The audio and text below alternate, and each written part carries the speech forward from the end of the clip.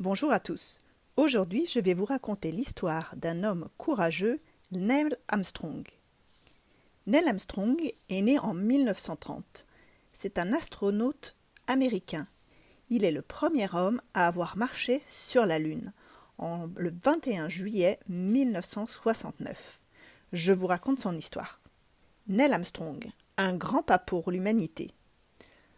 20 juillet 1969. Le monde entier retient son souffle.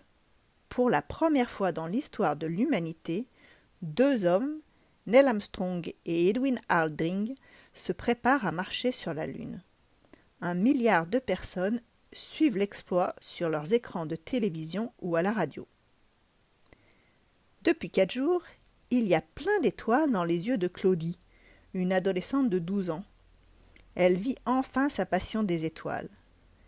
Depuis 4 jours, en effet, la fusée Saturn V a décollé de la base américaine Cap Kennedy et a propulsé dans l'espace le vaisseau Apollo 11, direction la Lune.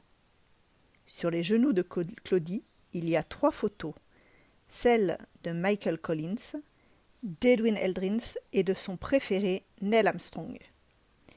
Les 2 derniers sont montés à bord du LEM, un tout petit vaisseau qui s'est détaché d'Apollo. Cette nuit, ils se poseront sur la Lune. Exceptionnellement, ses parents l'ont réveillée à 3 heures du matin pour qu'elle suive cette fabuleuse aventure en direct. La manœuvre est délicate. Catastrophe! L'ordinateur a des problèmes. Neil Armstrong doit prendre les commandes. Vite! Il ne reste que 40 secondes de carburant. Ça y est, ils se sont posés.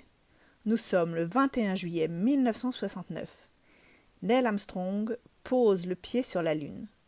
Très ému, il déclare « C'est un petit pas pour l'homme, mais un bond de géant pour l'humanité. » Claudie pleure de joie.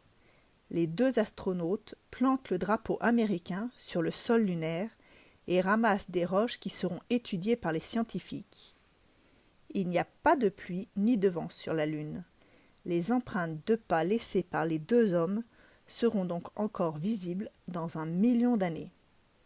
27 ans plus tard, une femme prendra la route des étoiles pour devenir la première Française à visiter l'espace. Son nom, Claudie Aigneret.